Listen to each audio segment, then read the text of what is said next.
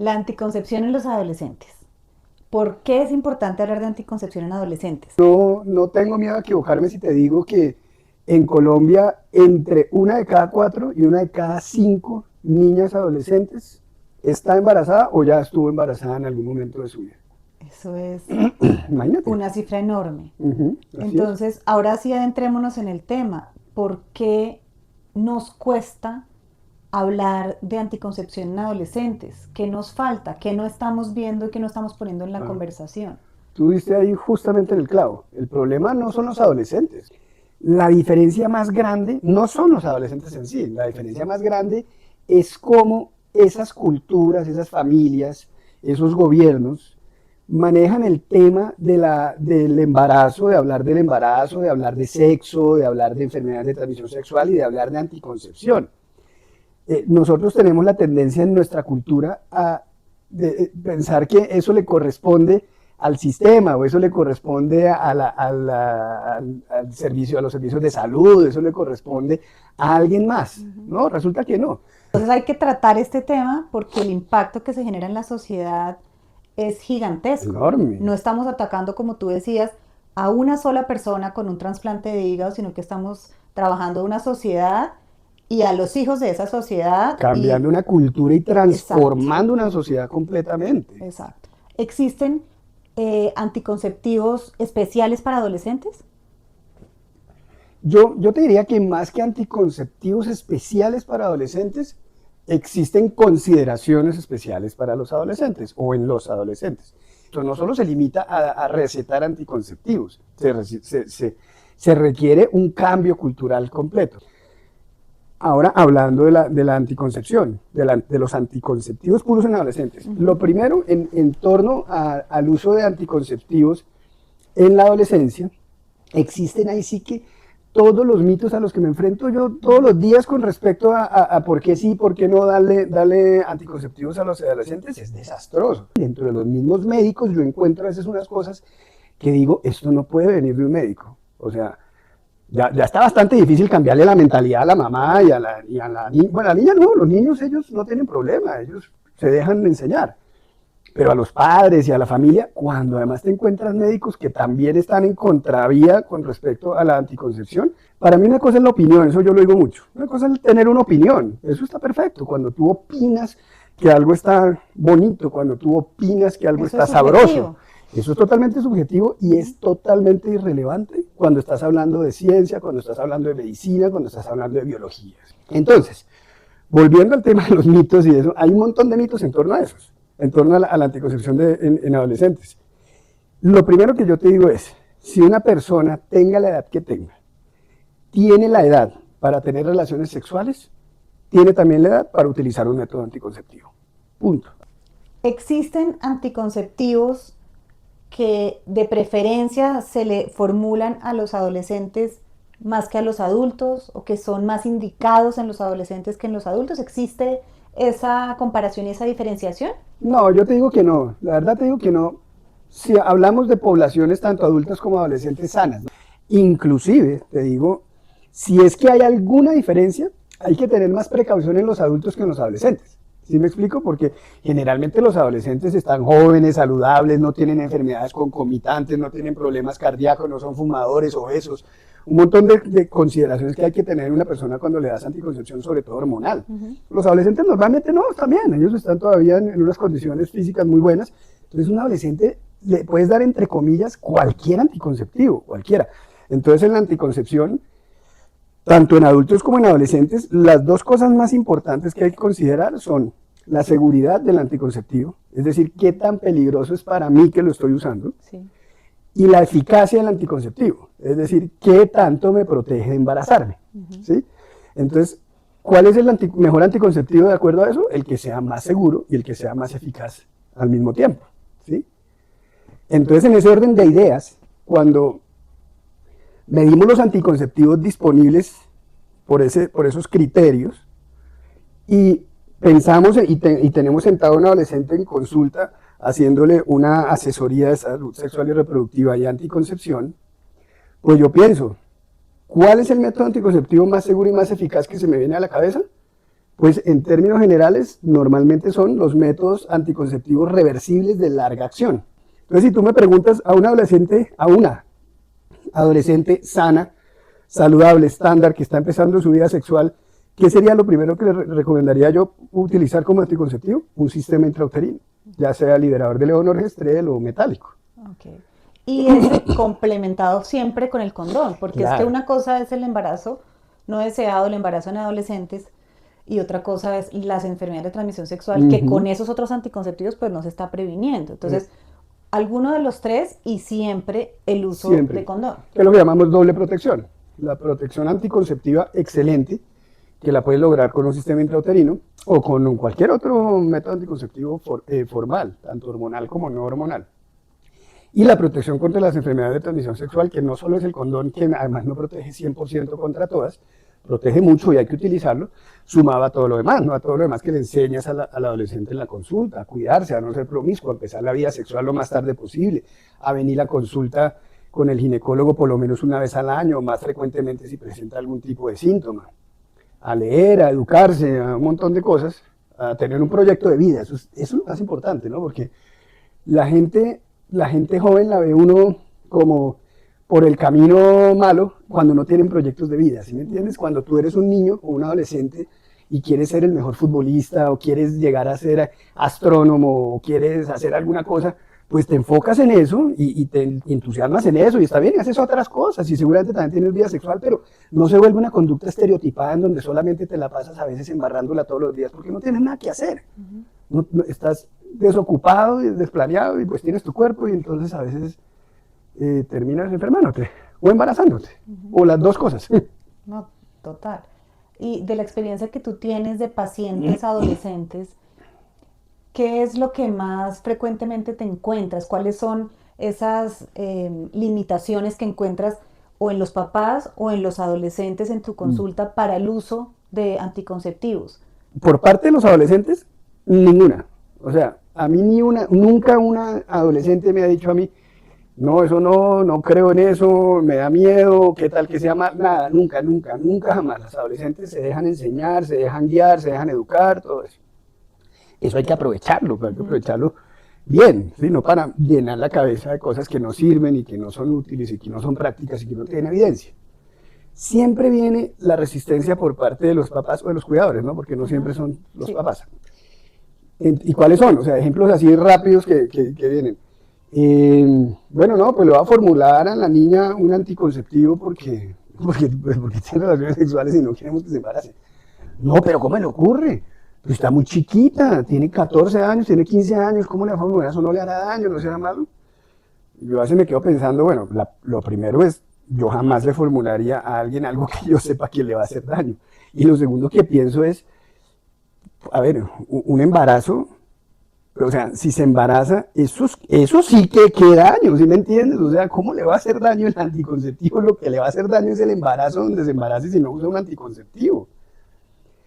Los sistemas intrauterinos, por ejemplo, que son normalmente en la mayoría de los escenarios los más útiles, los más prácticos, los más seguros, los más eficaces, los ponen en un momentico en el consultorio, duran mucho tiempo ahí puestos, la paciente puede olvidarse de eso, estar tranquila, seguir con su vida, seguir con su proyecto de ser la mejor futbolista, hacer todas esas cosas. Entonces dicen, no, pero no, es que me da mucho miedo que le ponga un sistema intrauterino porque está muy chiquita, otra vez viene el cuento de que está muy chiquita.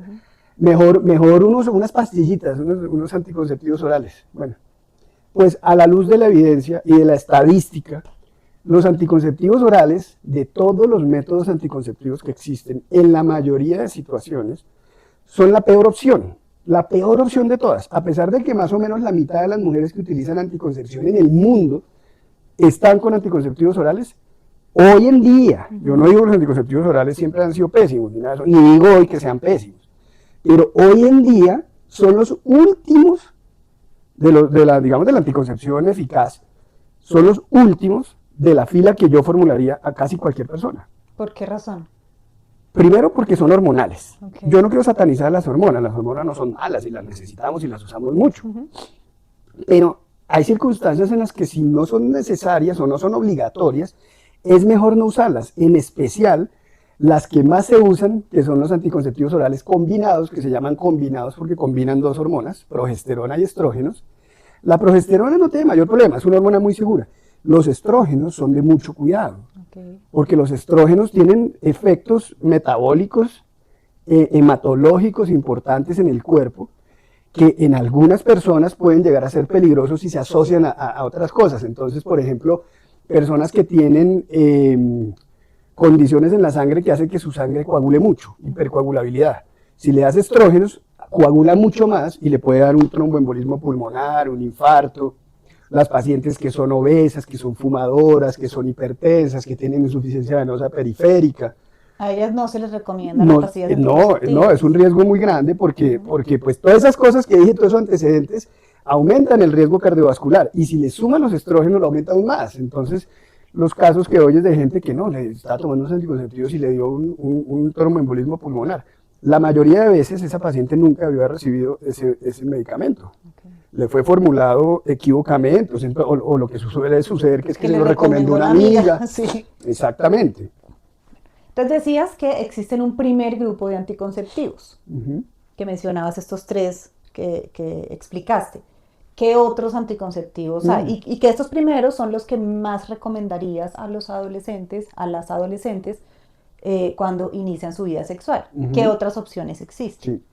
Mira, yo generalmente, esto lo hago en el consultorio, le explico a las pacientes, dividiendo todos los métodos anticonceptivos que hay en tres grupitos. El grupito de abajo, que es el menos eficaz, es decir, el que menos sirve como anticonceptivo, más o menos tiene un 80% de eficacia, es decir, que a una de cada 5 personas le falla y queda embarazada, eso es un riesgo muy alto, es el de los métodos anticonceptivos tradicionales y los de barrera, que es los que más usa la gente, ¿sí? Entonces, y bueno, y por eso pues terminan saliendo embarazados. Que de ahí donde están los tradicionales como el método del ritmo, el DAISY, la temperatura, el coito interrumpido, contar los días, las espumas espermicidas, los diafragmas, los condones masculinos, los condones femeninos. Eso como anticonceptivo yo lo llamo peor es nada. Como para proteger de enfermedades eso es otra historia, pero como método anticonceptivo único, olvídate, yo no necesito nada, yo no quiero algo que me ofrece el 80% de eficacia. Yo quiero algo que me ofrezca el 100% o lo más cercano a eso. Ese grupo que acabas de explicar, habría siempre que complementarlo con otro método. Claro, claro. Después está un grupo ya eficaz que tiene alrededor del 95% de eficacia, que es el de los hormonales. Okay. Y ahí los hormonales están las píldoras, están las inyecciones, están los implantes subdérmicos, están los parches anticonceptivos y están los anillos vaginales anticonceptivos. Okay. Algunos de esos hormonales son combinados y otros son no combinados. Los no combinados solo tienen progesterona. Tienen también sus bemoles y sus cosas aquí y allá, pero en términos generales los que son no combinados, que solo tienen progesterona, son más seguros. Los que son combinados, que son los que tienen estrógeno más progesterona, son más inseguros, son de mayor cuidado. Y son los que más se usan, ¿sí me entiendes? O sea, esos son los que la gente se pasa con el voz a voz y toman todo el tiempo. Yo digo que la mitad del mundo está tomando píldoras anticonceptivas. Y muchas veces que no las debería estar tomando porque Además, puede estar en claro, un riesgo tremendo. Pero bueno, estos son métodos que por lo menos son eficaces. Yo no digo que no se deban utilizar, pero hay que ser muy cauto y hay que hacer una muy buena asesoría anticonceptiva si uno los va a formular y quiere hacerlo de manera segura para la paciente.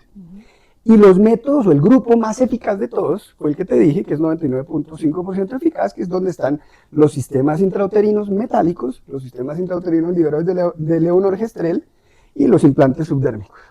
Y bueno, por supuesto están los métodos permanentes, ¿no? Como la esterilización, pero estamos hablando de adolescentes, la mayoría de las veces eso no aplica. Entonces, lo ideal sería que la adolescente vaya a consulta y que de toda esta gama de posibilidades que tiene y haciéndole además exámenes físicos, elijan cuál sería el mejor anticonceptivo para ella. Y me decías que muchas veces son los propios padres o cuidadores de las adolescentes quienes ponen esta barrera y dicen, no, un anticonceptivo intrauterino, mejor no, está muy chiquita, mejor pastillas, pero muchas veces el mejor pastilla se les puede olvidar tomarse la pastilla Ah, o claro. puede causarle algún tipo de complicación si no se hizo una asesoría y un análisis previo que las pastillas eran la mejor indicación. Entonces, primero, pues no automedicarse. Segundo, ir a una asesoría con un ginecólogo experto en ese tema para que realmente identifique qué es lo que más le sirve a esa adolescente en especial y también para que eduquen a los papás y cuidadores que ahora por lo que estoy conversando contigo, necesitamos los papás y los cuidadores mucho más información Y creo que que son los los que más adolescentes. necesitan, Y de sí. hecho los adolescentes de buena y mala manera tienen muchísima información en redes sociales eh, y hablan de muchos temas que ni siquiera los adultos sabemos que están hablando, pero los adultos somos los responsables de llevar a esa niña a la consulta con el ginecólogo, de que le den la información realmente desde la ciencia, desde la estadística, desde alguien que conoce la salud y que le va a recomendar exactamente lo que Ujú. necesita para su caso. Y un tema que digamos, tú eres ginecólogo, pero ¿y los adolescentes cómo se pueden formar? ¿Cómo pueden tener más herramientas más allá del uso del condón? ¿Existen algunas otras cosas para los niños adolescentes, los hombres adolescentes, Para los, aparte del condón? para ¿Tienen, los varones, ¿te refieres? para Ujú. los varones, tienen Ujú. alguna otra opción aparte del condón? Por ahora, no hay un método eficaz, reversible, para hombres que no sea el condón. Ok. Por ahora seguimos siendo las mujeres, las adolescentes y las adultas Sí. quienes debemos tomar conciencia y obviamente pues los adultos, en este caso padres y cuidadores de las adolescentes y de ahí en adelante, quienes debemos estar Así es. haciéndonos responsables de este tema de anticoncepción, de prevención de enfermedades de transmisión sexual, además que son estos dos factores que nos interesan. Ujú.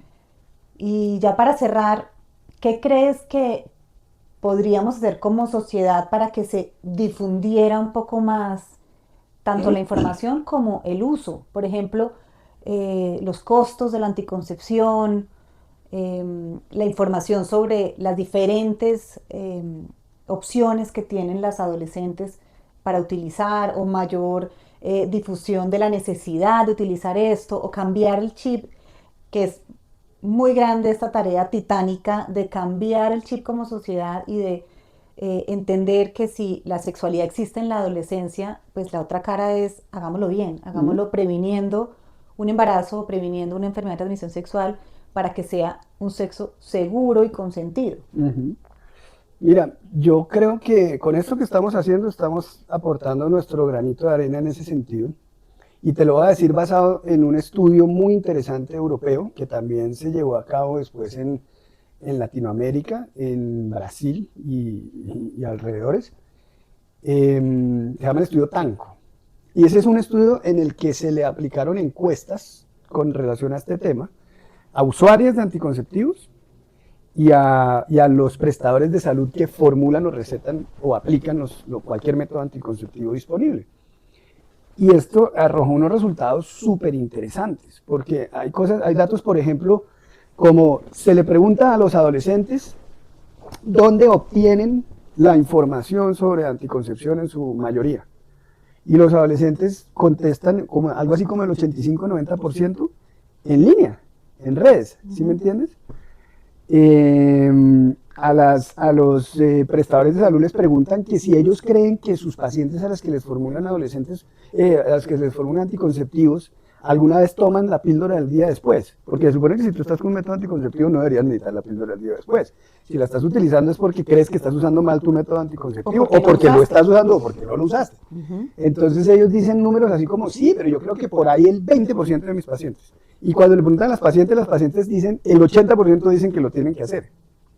Lo mismo de los anticonceptivos orales. Le preguntan a las pacientes, a las usuarias, ¿qué método anticonceptivo está usted utilizando? Entonces, cuando tú sumas los porcentajes de los métodos hormonales, pastillas combinadas, no combinadas, anillos vaginales, todo eso es como el 80%. Y luego en la encuesta dice, ¿y se siente contento? La mayoría dice no tanto. Y a las poquitas que utilizan los métodos anticonceptivos reversibles de larga acción, les preguntan, pues son más poquitas, si el 80% no están en eso, ponle que sean el menos del 20%, les preguntan, ¿y cómo se sienten con su método? Son las más felices de todas. O sea, las que están más felices, las que les está fallando menos, son las que están utilizando en menor cantidad ese método que las tiene tan felices. O sea, el mundo al revés. ¿Sí me explico? Sí. Y siendo que además es y el que más efectividad tiene. claro, y las pacientes que están utilizando los hormonales, les hacen en la encuesta, les preguntan, alguna de las preguntas decía, eh, si usted quisiera más información al respecto de los métodos reversibles de larga acción o de los sistemas intrauterinos, el 99% contesta sí, creo que si tuviera más información probablemente lo utilizaría. Entonces el problema es que estamos haciéndolo mal, estamos haciéndolo mal. Los que debemos darle información, no estamos dando esta información que estoy dando yo, la mayoría están dando una información errada. Seguimos formulando y recetando píldoras anticonceptivas a diestra y siniestra, siendo que son las menos eficaces y las más inseguras. Entonces yo creo que hay que empezar por cambiar tanto este concepto dentro del cuerpo médico y paramédico que se encarga de la anticoncepción, porque la anticoncepción no solamente lo hacen médicos, al contrario. Desafortunadamente para mí como ginecólogo, cuando ya me llegan alguien solo para anticoncepción, ya la mayoría de veces es tarde. ¿Sí? Ya debió haber pasado por eso mucho antes de llegar a mí. Entonces uno, entrenar a la gente que hace esto de la forma correcta, con la información correcta, para que recomiende las cosas correctas. Y dos, educar a la población, pero ¿desde dónde? Desde donde ellos quieren ser educados. Si estos niños quieren ser educados en redes sociales, pues no se trata de decirles, no entren a redes sociales, no consulten en Google, no hagan nada de eso. Pues hagámoslo, o sea, hagamos los, ¿cómo se llame eso? Los talleres de educación, o los sistemas de educación, o las cartillas de educación disponibles en línea. Que sí, pero no como están ahora, ¿no? Que toca entrar ahí a la Organización Mundial de la Salud, y una página complejísima, que nadie quiere entrar, que es poco amigable. No, una cosa lo que los niños buscan, que sea como ellos lo buscan, donde lo buscan, pero con la información correcta. ¿Para qué? Porque es que otra de las preguntas, por ejemplo, del estudio era algo así como altísimo, era como el 10 o el 15% de los adolescentes decían que no utilizaban ningún método anticonceptivo porque ellos consideraban que eran demasiado jóvenes para quedar embarazados. Okay. Sí, entonces la ignorancia, la desinformación es brutal y ellos ni culpa tienen, pues ellos creo que hacen lo que pueden con lo que tienen, pero entonces démosle mejores herramientas, eso es lo que yo propongo.